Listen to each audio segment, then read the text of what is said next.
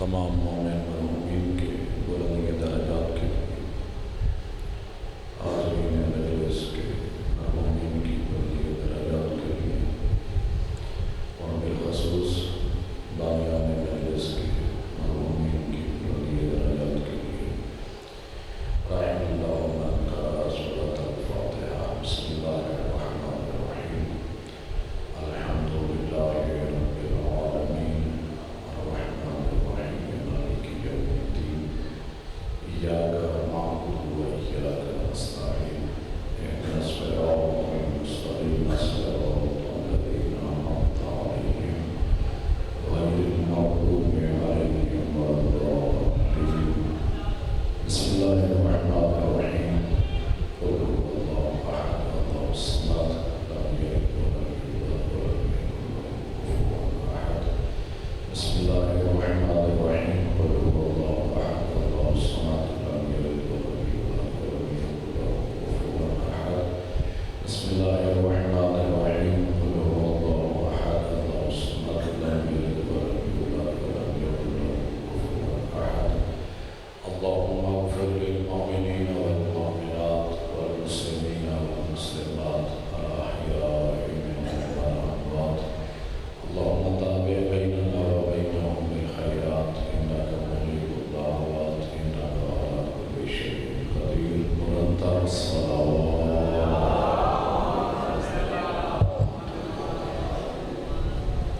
نعرہ تکبیر، بلند آواز کے ساتھ نعرہ تکبیر، نعرہ رسالت، نعرہ رسالت، نعرہ حیدری، نعرہ حیدری، حسینیت، حسینیت، یزیدیت، یزیدیت، بلند آواز کے ساتھ صلوات۔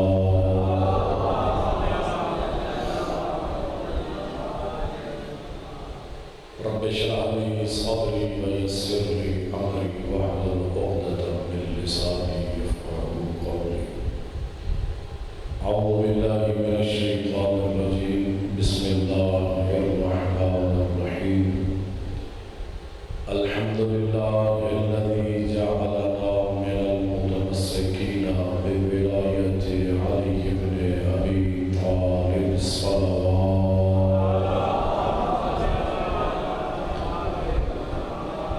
الصلاة والسلام على النبي الأمي القرشي الأبطاحي المكي المدني محبوب إله العالمين سيدنا ونبينا وحبيب قلوبنا وطبيب نفوسنا واقتدانا، أعني العبد المؤيد الرسول المصدق المصطفى الأمجد محبوب إله العالمين أبا القاسم محمد،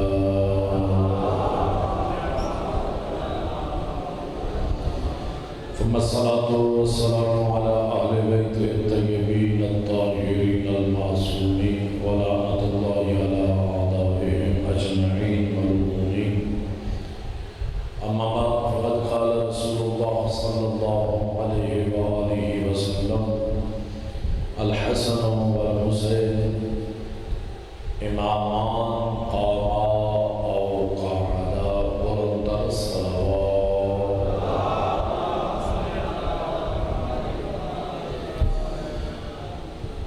دعا ہے پروردگار عالم ہمارا اس مقام پہ اللہ اپنی بارگاہ میں عبادت شمار فرمائے۔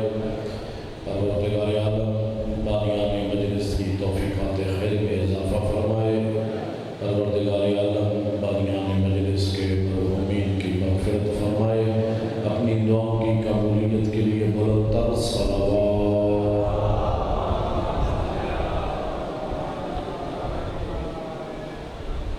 میرے محترم سامعین، آج توجہ میری طرف رہے انشاءاللہ۔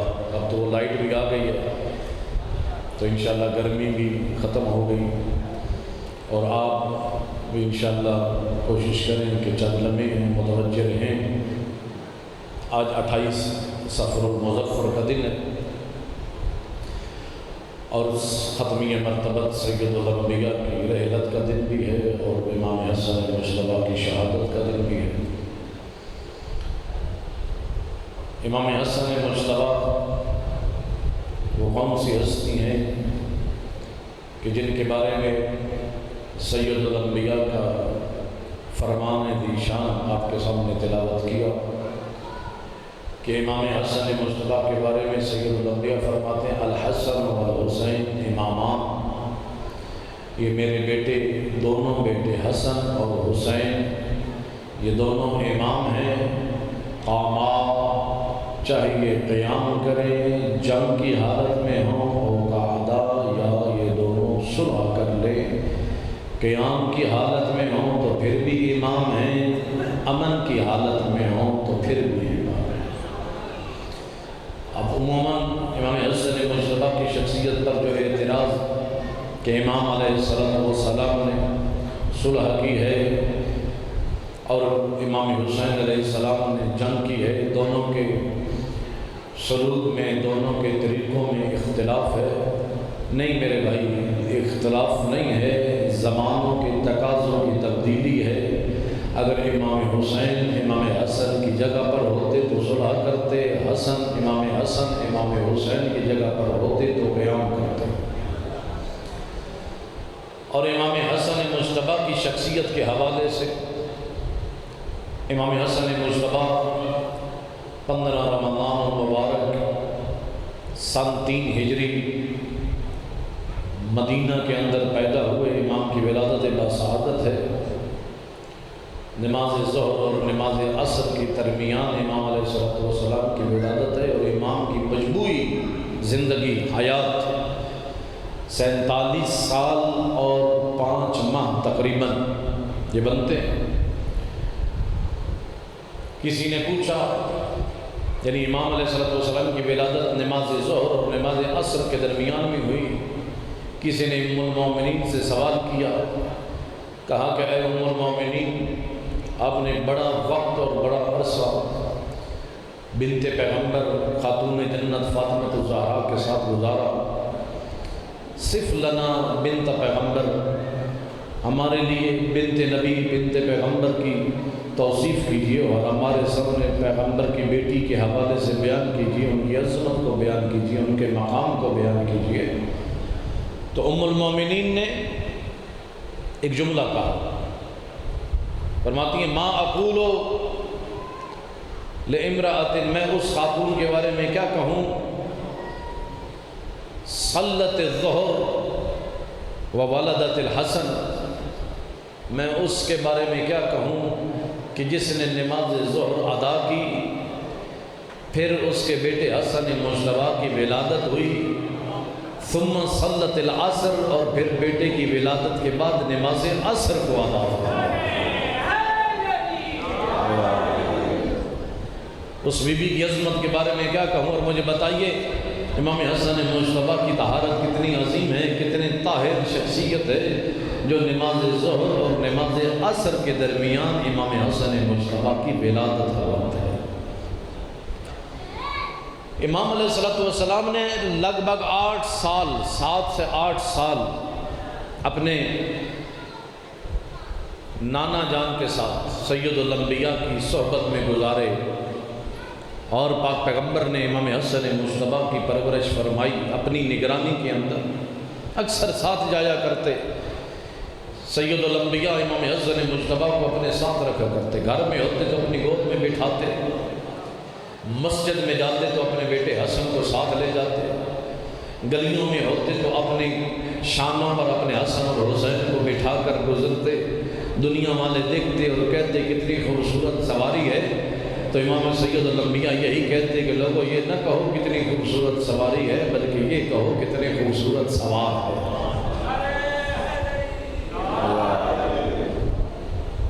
ایک مرتبہ خود خاتون جنت نے امام حسن مجتبیٰ کو لے کے آتے نا پاک پیغمبر اپنے ساتھ مسجد نبوی میں، اصحاب کرام میں بٹھاتے، سید الانبیاء خود منبر پر درس دیا کرتے، اور امام حسن مجتبیٰ اس درس کو سنتے، پھر درس ختم ہوتا تو اٹھ کر گھر جاتے، اور گھر میں جا کر اپنی ماں زہرا کو وہ درس سناتے اور بتاتے کہ اماں جان آج میرے نانا پر یہ آیت مجیدہ نازل ہوئی ہے اور میرے نانا نے اس آیت کی یہ تفسیر بھی بیان فرمایا۔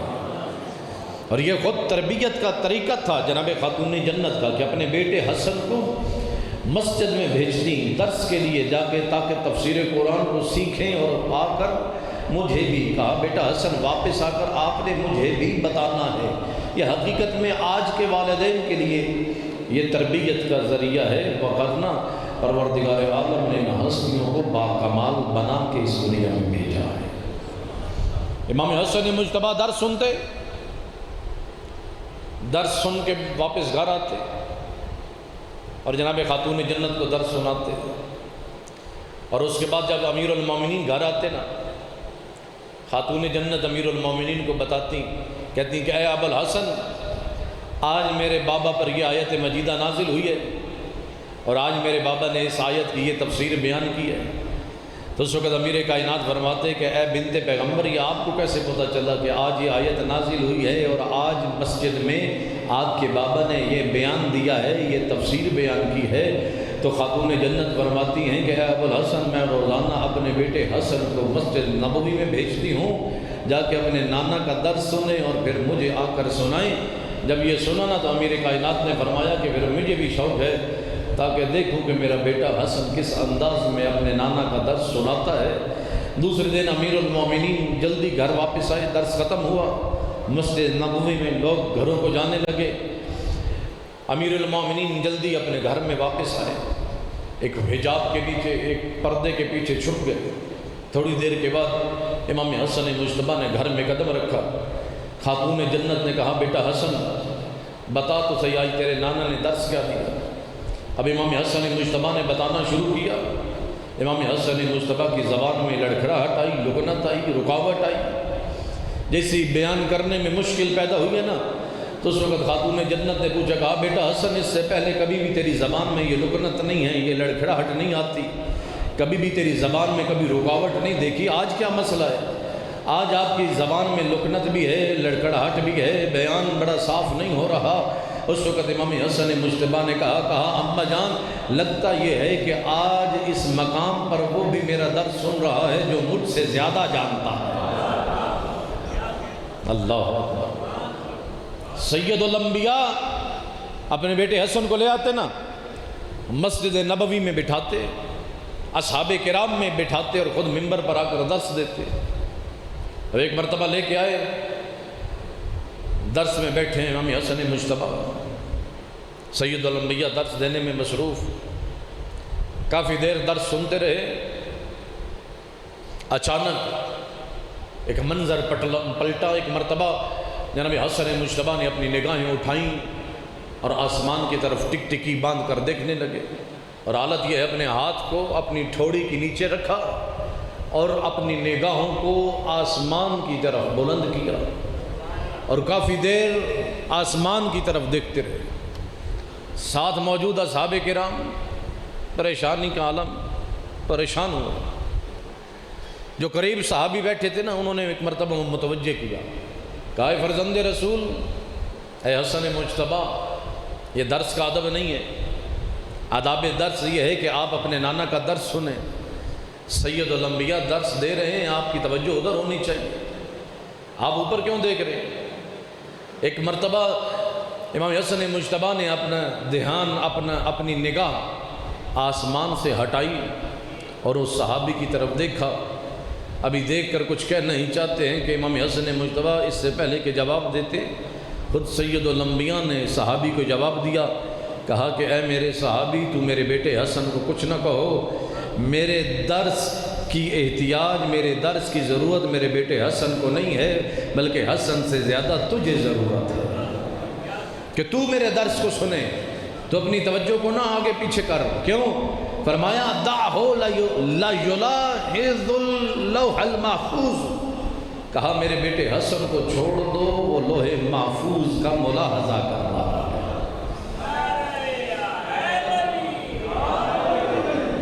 میرے بیٹے حسن کو چھوڑ دو، کہا لوح محفوظ کا ملاحظہ کر رہا ہے۔ ایک لفظ استعمال ہوا ہے ملاحظہ، لا یلاحظ، ایک لفظ استعمال ہوتا ہے لا یطالع، یطالع کا مطلب ہوتا ہے مطالعہ کرنا،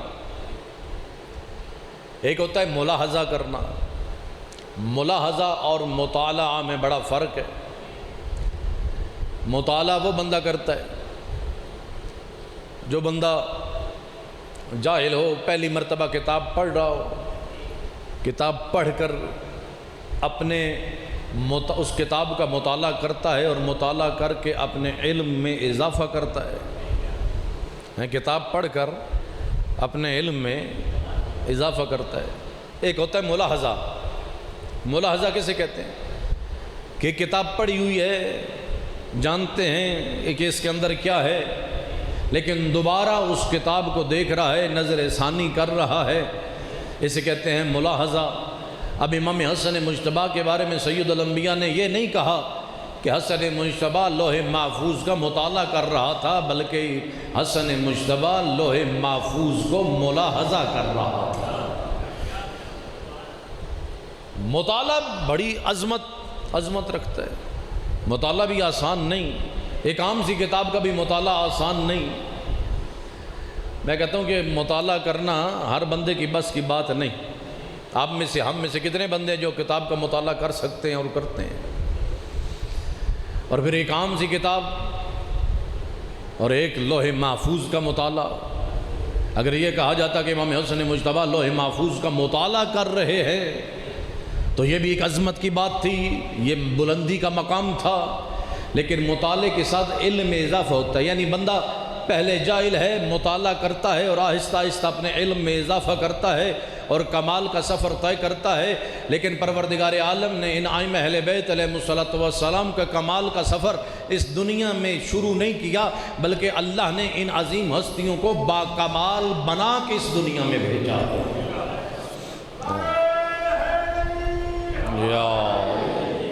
یعنی امام حسن مجتبیٰ نے کتاب کا ملاحظہ کیا، لوح محفوظ کا ملاحظہ، یعنی اللہ نے ان ہستیوں کو علم عطا کر کے بھیجا، لوح محفوظ کا علم عطا کر کے بھیجا۔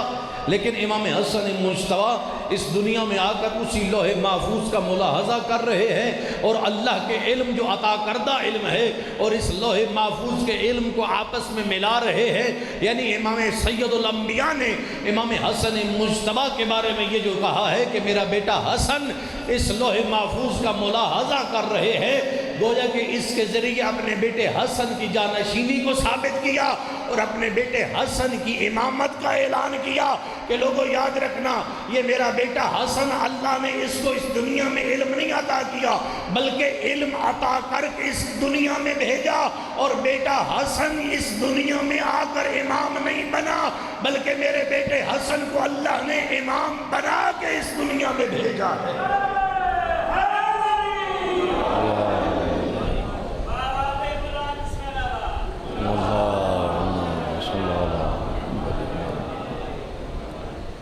اب سید الانبیاء نے جب یہ جملہ کہا دعہ لا یلاحظ لوح المحفوظ، چھوڑ دیجئے یہ لوح محفوظ کا مطالعہ کر رہا ہے، ملاحظہ کر رہا ہے۔ پھر سید الانبیاء نے اپنے درس کی ابتدا کی، جو درس شروع تھا اسی عنوان کو جاری رکھا، اسی سبق کو اور اسی درس کو جاری رکھا۔ لیکن اب اصحاب کرام میں پریشانی ہے، جیسے ہی لوح محفوظ کے ملاحظہ کا لفظ سنا تو اب پریشانی دوڑ گئی۔ اب سید الانبیاء کی طرف نگاہیں تو ہیں، درس کی آواز بھی کانوں میں پڑ رہی ہے، لیکن دھیان اسی جملے کی طرف ہے کہ حسن مجتبیٰ لوح محفوظ کا ملاحظہ۔ اب اسی پریشانی میں، یعنی سماع کر رہے ہیں، استماع نہیں کر رہے۔ سماع کا مطلب ہے فقط ایک آواز کو سننا، استماع کا مطلب ہے دھیان سے سننا، غور سے سننا، توجہ کر کے سننا۔ قرآن مجید میں ارشاد باری تعالیٰ ہے نا، بشر الذین آمنوا یستمعون القول، فرمایا ان مومنین کو بشارت دیجیے کہ جو تمام ہر کسی کی قول کو غور سے سنتے ہیں۔ یستمعون القول، استماع کا مطلب ہوتا ہے توجہ سے سننا، تدبر سے سننا، غور سے سننا، دھیان دے کر سننا۔ فرمایا ان مومنین کو بشارت دی دیجئے جو ہر کسی کے قول کو غور سے سنتے ہیں اور پھر وَيَتَّبِعُونَ أَحْسَنَ، اور پھر اتباع اس کی کرتے ہیں جو ان میں سے بہترین قول ہوتا ہے۔ قرآن نے کہا کہ ان کو بشارت دیجیے جو ہر کسی کے قول کو سنتے ہیں، یعنی قرآن نے کسی پر پابندی نہیں لگائی کہ فلاں کی بات کو سننا ہے اور فلاں کی بات کو نہیں سننا، فلاں کے قول کو سننا ہے اور فلاں کے قول کو نہیں سننا، فلاں کی خطابت کو سننا ہے اور فلاں کی خطابت کو نہیں سننا، فلاں کی تقریر کو سننا ہے اور فلاں کی تقریر کو نہیں سننا۔ اس مسلک کے امام کے پاس جاؤ گے، مسلک کے عالم کے پاس جاؤ گے اور اس کی گفتگو سنو گے تو تیرا نگاہ ٹوٹ جائے گا۔ نہ میرے بھائی، قرآن یہ نہیں کہتا کسی پر کوئی پابندی نہیں لگاتا، بلکہ قرآن کہتا ہے ہر بندے کی بات سنو، عیسائیت کی بھی گفتگو سنو، یہودیت کی بھی سنو اور نصرانیت کی بھی سنو، یہودیوں کے بھی، ہندوؤں کی بھی گفتگو سنو، ہر مسلک کی گفتگو سنو، شیعہ سنی کی سنو، لیکن یتبعون ما احسن، لیکن اتباع فقط اس کی کرنی ہے جو بہترین قول ہے۔ اللہ اکبر، یا رسول اللہ، یا یعنی قرآن نے پابندی نہیں لگائی، توجہ میری طرف رہے، قرآن نے پابندی نہیں لگائی کہ جناب اگر وہاں جاؤ گے تو تمہارا نکاح ٹوٹ جائے گا، وہاں جاؤ گے تو یہ ہو جائے گا۔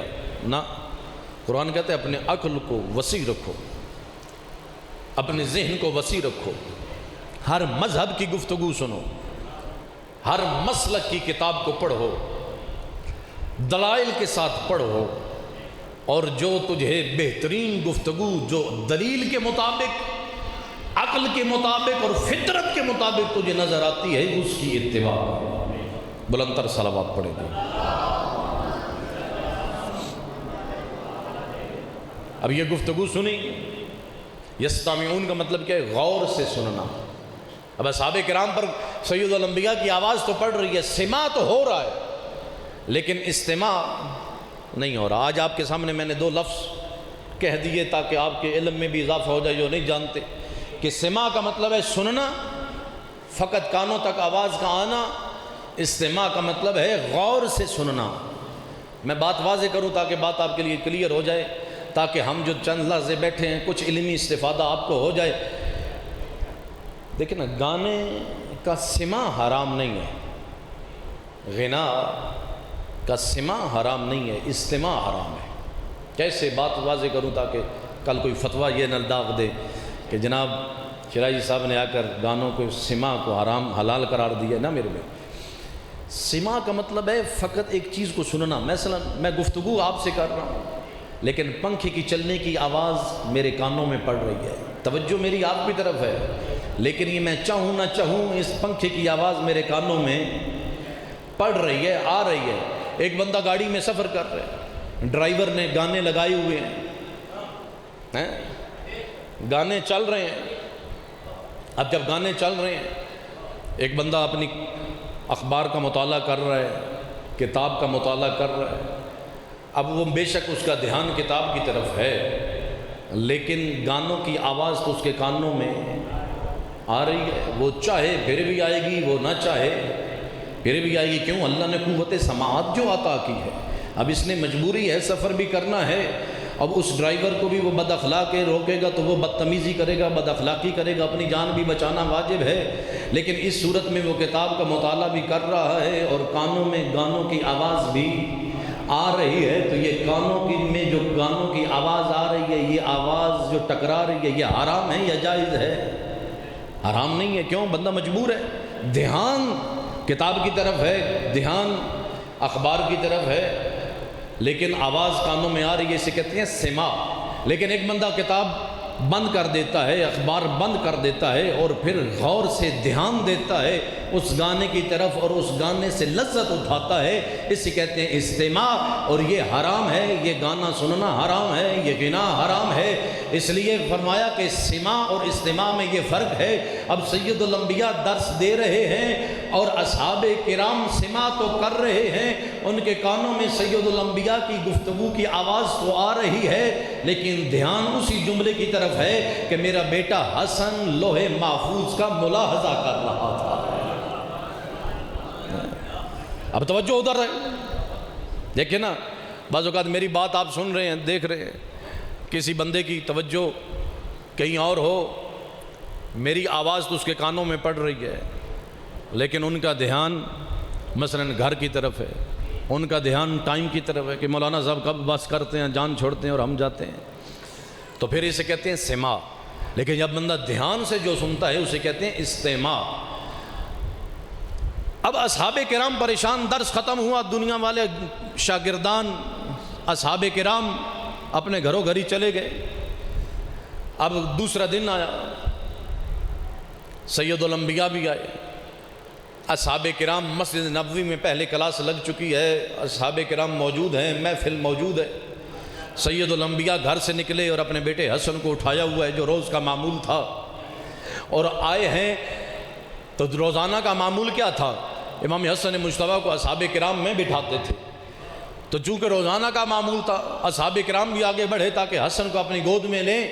لیکن آج سید الانبیاء نے ایک انوکھا کام کیا، اصحاب کرام کو روکا، کہا تمہیں نہیں دوں گا، بلکہ خود جب ممبر پر آئے تو آج اپنے بیٹے حسن کو اپنے ساتھ اپنے ممبر میں اپنی گود میں بٹھایا، اپنی گود میں بٹھا کر درس دینا شروع کیا۔ اصحاب کرام درس سننے لگے، لیکن توجہ ادھر ہی کہ حسن مجتبیٰ لوح محفوظ کا ملاحظہ، ابھی درس جاری ہے، گفتگو جاری ہے۔ تھوڑی دیر کے بعد مسجد نبوی کے مین دروازے سے ایک بزرگ شخصیت اندر داخل ہوئی اور چلتے چلتے سید الانبیاء کے قریب آئی۔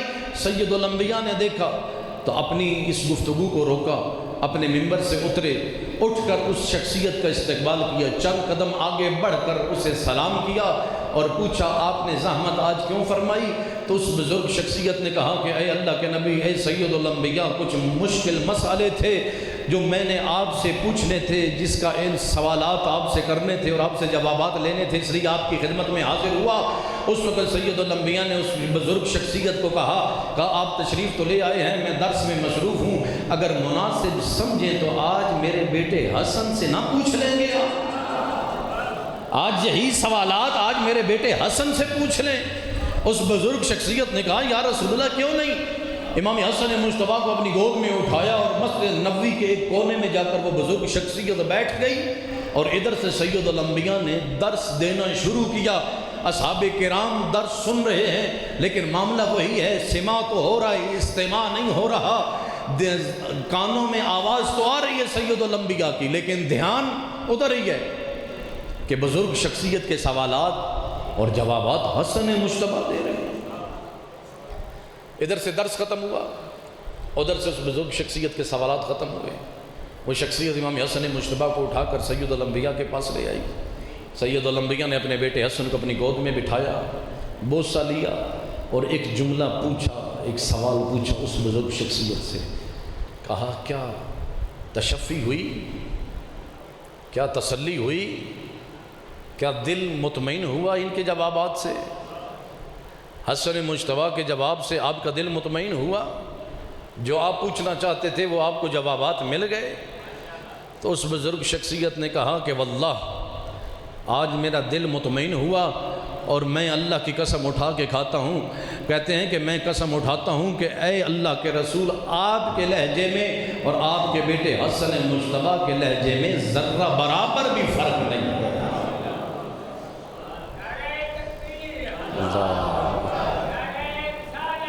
یا رسول اللہ، یا اللہم صلی اللہ علیہ وسلم۔ اب یہ جملہ کہہ کر وہ بزرگ شخصیت چلی گئی،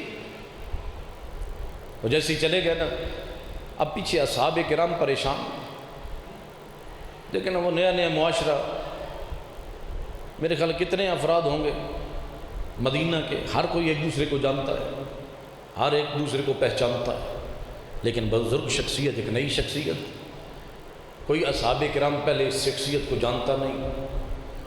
لیکن سید الانبیاء سے پوچھا کہ یا رسول اللہ یہ کون ہے جو آئے اور اتنی باعظمت شخصیت کہ آپ جیسی ہستی ان کے لیے کھڑے ہو کر احترام کرتے ہیں اور چند قدم آگے بڑھ کر ان کا استقبال کرتے ہیں، یہ کون سی شخصیت تھی؟ اس وقت سید الانبیاء نے فرمایا کہ یہ خضر نبی اللہ تھے، یہ اللہ کے نبی خضر تھے، جب بھی کوئی مشکل پیدا ہوتی ہے، کچھ سوالات، علمی سوالات ہوتے ہیں، یہ میری بارگاہ میں آتے ہیں، مجھ سے سوال لیتے ہیں اور پھر جوابات لے کر واپس چلے جاتے ہیں، لیکن اصحاب کرام ان کی شخصیت سے واقف نہیں۔ اب مجھے کہنے دیجئے، اب پتہ چلا صحابیت میں اور حسن مجتبیٰ میں فرق کیا ہے۔ صحابی وہ جو آنے والے کو پہچان نہ سکے، حسن مجتبیٰ وہ جو خضر نبی اللہ کے جوابات دیتے ہوئے نظر آئے۔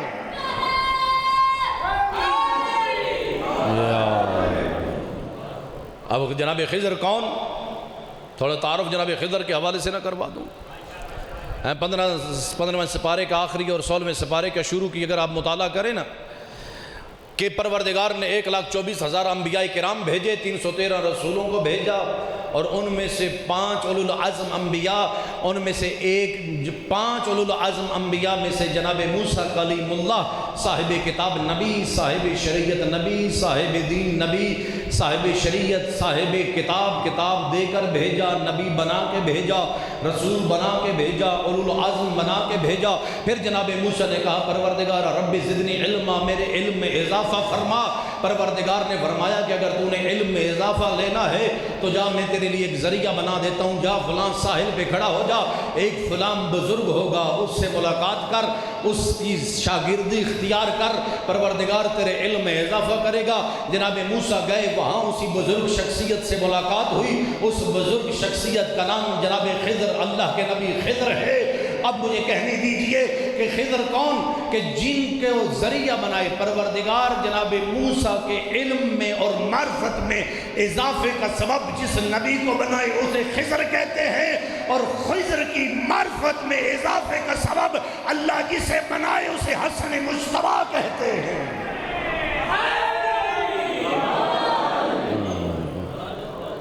امام حسن مجتبیٰ کی عظمت، یہ مقام اور عالم زہد و عبادت کہ جس کی نظیر نہیں ملتی، سخاوت کے یہ عالم کہ 2 مرتبہ اپنے پورے گھر کو راہ خدا میں صدقہ و خیرات کر دیا، اور ایک دسترخوان امام کا جو آج بھی معروف ہے دنیا والوں کے درمیان، امام حسن مجتبیٰ کا دسترخوان، اور امام کا اخلاق ایک سے بڑھ کر ایک، وہ فضیلت، با کمال فضیلت، اور ایک جو ایشو امام کی صلح کے حوالے سے تھا۔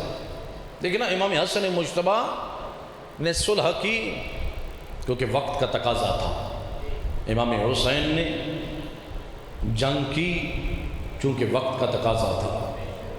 امام حسن مجتبیٰ نے صلح نہیں کی، امام سے صلح کی گئی، اور امام حسین نے جنگ نہیں کی، امام سے جنگ کی گئی۔ اور دوسرا فرق یہ تھا، امام حسن مجتبیٰ سے حکومت کا مطالبہ تھا، امام حسین سے بیعت کا مطالبہ تھا۔ اس لیے کہا اگر امام حسین امام حسن مجتبیٰ کی جگہ پر ہوتے تو صلح کرتے، اور اگر امام حسن مجتبیٰ امام حسین کی جگہ پر ہوتے تو جنگ کرتے۔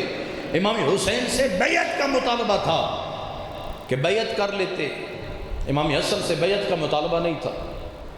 جب امام حسین سے بیعت کا مطالبہ کیا ہوا تو امام نے کیا فرمایا، مثلی لا یبایع مثلا، مجھ جیسا اس جیسی کی بیعت نہیں کرے گا، یعنی مجھ جیسا، یعنی جو بھی میرے جیسا ہوگا، چاہے حسن مجتبیٰ بھی ہوتے تو وہ بھی بیعت نہ کرتے۔ کیوں؟ کیونکہ بیعت کا مطالبہ اور مقصد کیا تھا، یزید کے چہرے سے منافقت کا لبادہ کھینچا گیا تھا، آشکار تھا، یہ باطل تھا، علل اعلان گناہ کرتا، لوگوں کے سامنے شراب پیتا، لوگوں کے سامنے دین کی توہین کرتا، لوگوں کے سامنے کہتا کہ یہ نہ دین ہے، نہ وحی ہے، نہ قرآن ہے، یہ بنو ہاشم کا ڈھونگ ہے، دشمن دین علل اعلان تھا۔ لیکن اس کے مقابلے میں حاکم شام پر منافقت کا لبادہ تھا، دنیا والے نہیں پہچانتے تھے، دنیا والے اپنا حاکم سمجھتے تھے۔ لیکن امام حسن مجتبیٰ کے اپنے لشکر والے 12,000 لشکر والوں کو امام نے آگے میدان میں جنگ کے لیے بھیجا تھا، عبید اللہ ابن عباس کی رکاب میں، عبید اللہ ابن عباس کی سپہ سالاری میں۔ عبید اللہ ابن عباس امام حسن مجتبیٰ کا سپہ سالار تھا، اور سپہ سالار بندہ اسی کو بناتا ہے جو بڑا با اعتماد ہو، جو بڑا قریبی ہو۔ لیکن دشمن نے اپنی سیاسی چالوں سے عبید اللہ ابن عباس کو بھی خرید لیا، اور 8,000 کا لشکر لے کر عبید اللہ ابن عباس امام حسن مجتبی سے جدا ہو کر حاکم شام کی صف میں شامل ہو گیا۔ اور امام حسن کے پاس مخلص شیعہ نہیں تھے، امام مجبور ہوئے کہ صلح کی جائے، اور صلح 5 یا 6 نکات پر صلح کی گئی، اور خالی صفحہ امام کے سامنے رکھا گیا کہ آپ خود شرائط لکھیں۔ امام حسن مجتبی نے شرائط لکھی، یعنی صلح کا مطالبہ ادھر سے تھا، اور امام نے شرائط کیا لکھی کہ آج کے بعد کبھی بھی تو میرے بابا علی ابن ابی طالب پر سب و شتم نہیں کرے گا، کبھی بھی اہل بیت کے گھرانے والوں کو کبھی بھی تو تکلیف نہیں پہنچائے گا۔ اور ادھر سے ان شرائط کا قبول کرنا حقیقت میں اعتراف جرم تھا، یعنی امام حسن نے کہا تھا کہ تم میرے بابا علی ابن ابی طالب پر کبھی بھی سب و شتم نہیں کرواؤ گے، اور ادھر سے مقابل فریق کا یہ بات قبول کرنا حقیقت میں اعتراف جرم تھا۔ گویا کہ وہ دشمن اعتراف جرم کر رہا تھا کہ واقعاً میں علی پر سب و شتم کرواتا ہوں، اور باقاعدہ خطباء کی زبانوں کو خریدا گیا۔ جمعے کے خطبوں پر ان خطیبوں پر لازم تھا کہ جمعے کا خطبہ اس وقت تک مکمل نہیں ہوگا جب تک کہ علی ابن ابی طالب پر سب و شتم نہیں ہوگا۔ آج کے خطبے اس وقت تک مکمل نہیں ہوتے جب تک کہ محمد و آل محمد پر صلوات اور درود نہ پڑھا جائے، اس وقت تک وہ خطبہ مکمل نہیں ہوتا تھا جب تک علی ابن ابی طالب پر سب و شتم نہ کی جاتی۔ لیکن سید امام حسن مجتبی نے یہ شرائط لکھ کر دشمن کے سامنے پیش کر کے صلح نامے میں یہ شرائط رکھ کر، اور دشمن نے یہ قبول بھی کیا، یعنی دنیا والوں کے سامنے مجرم کے چہرے سے نقاب کو الٹا اور ظاہر کر دیا کہ حقیقت میں مجرم کون ہے، منافق کون ہے، علی پر سب و شتم کرنے والا کون ہے۔ اور جیسے یہ صلح کی شرائط سامنے آئی ہیں، اس وقت حاکم شام نے وہ صفحہ تھا نا جس پر شرائط لکھی ہوئی تھی، ان کو اپنے قدموں تلے روندا اور کہا کہ ان صلح کی شرائط کی میرے سامنے کوئی گنجائش نہیں ہے، اس کی کوئی اوقات نہیں ہے، میرے سامنے اس کی کوئی قیمت نہیں ہے، میں اپنی قدموں تلے روندتا ہوں۔ اور یہ بات امام حسن مجتبی بھی جانتے تھے کہ میری صلح کی شرائط کو یہ دشمن اپنے قدموں تلے اسی طرح روندے گا، لیکن اس کے باوجود صلح کی ہے تاکہ دشمن کے سامنے منافقین کے چہرے سے منافقت کا لبادہ کھینچ لیا جائے۔ اور منافقین سامنے آ گئے اور حقیقت میں بتا دیا کہ حقیقت میں مجرم کون ہے۔ اس لیے امام کے حوالے سے یہ جو صلح پر اعتراض کیا جاتا ہے، حقیقت میں یہ اعتراض پھر امامت پر بنتا ہے۔ لیکن سید الانبیاء نے کیا فرمایا؟ ان الحسن والحسین امامان، میرا بیٹا حسن بھی امام ہے، حسین بھی امام ہے، چاہیے قیام کریں پھر بھی امام ہیں، چاہیے صلح کریں پھر بھی امام ہیں، عزاداروں ہیں دونوں امام، لیکن امت والوں نے دونوں شہزادوں پر اتنا ظلم کیا، اللہ اکبر۔ عزاداروں جعدہ بنت اشعث لعینہ کہ جس کو حاکم وقت نے، حاکم شام نے خریدا اور لالچ دے کر حکم دیا کہ امام حسن مجتبی کو زہر دی جائے۔ پورا دن امام حسن مجتبی روزے کی حالت میں ہے، افطار کا وقت آتا ہے نا، عزادار گرمیوں کے روزے آپ نے بھی رکھے، جب ایک روزے دار ٹھنڈے پانی سے، ٹھنڈے مشروبات سے اپنا روزہ افطار کرتا ہے نا، تو ایک جملہ کہتا ہے الحمدللہ۔ لیکن جب امام حسن مجتبی نے زہر آلود مشروب پیا جس میں ہلا حل زہر تھی، زہر پینے کے بعد ایک جملہ کہا انا للہ و انا الیہ راجعون۔ امام حسن مجتبی کے کلیجے کے ٹکڑے کٹ کٹ کے باہر آنے لگے، اللہ اکبر۔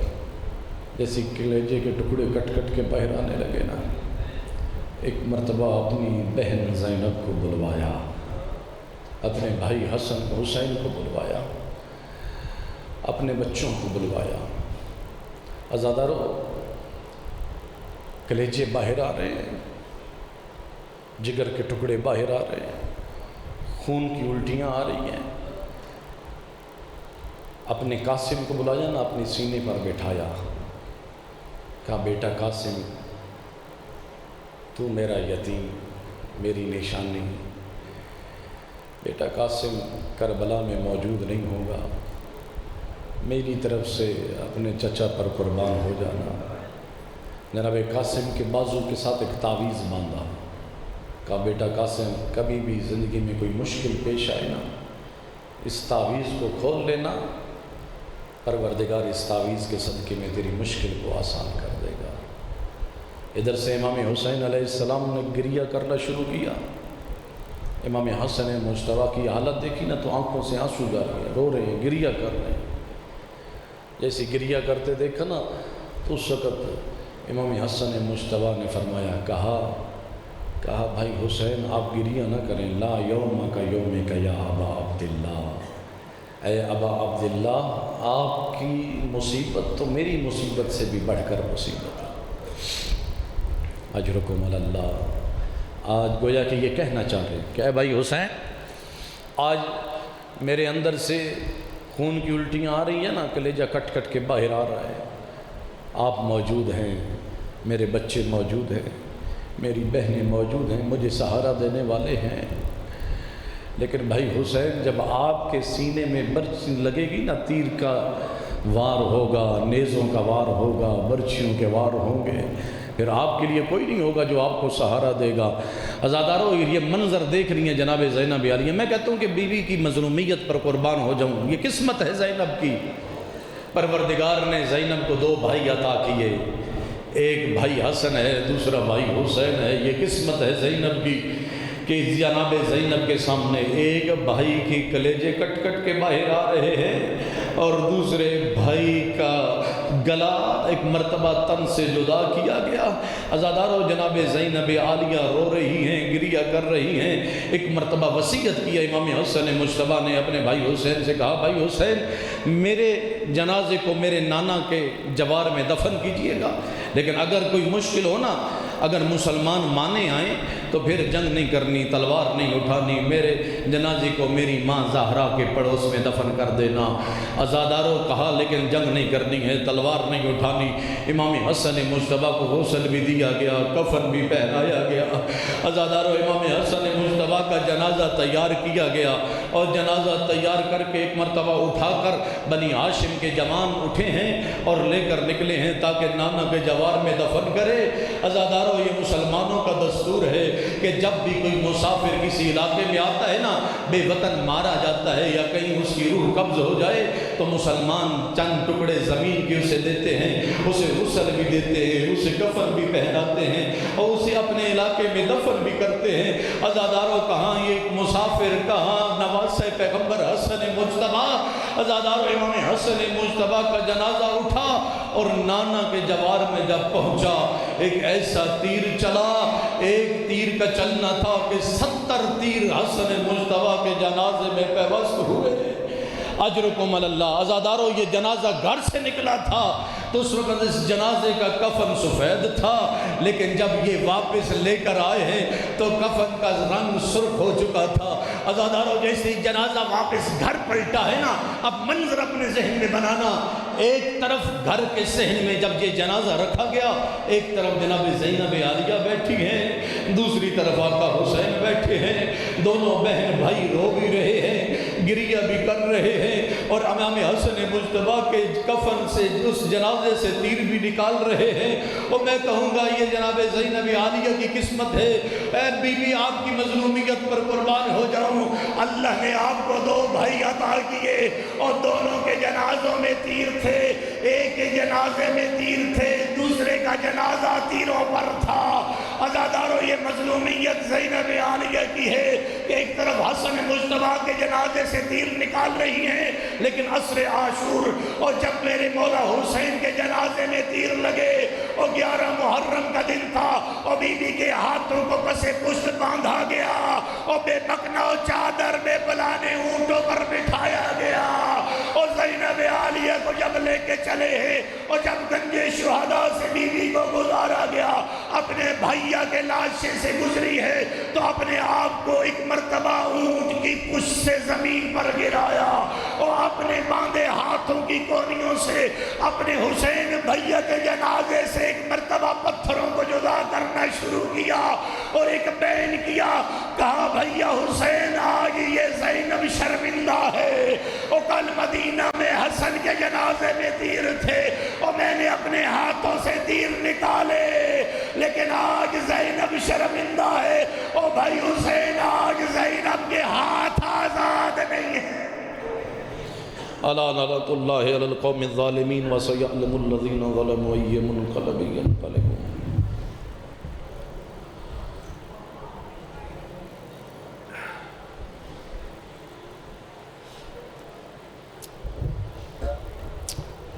دارین کا سلطان حسین ابن علی ہے اور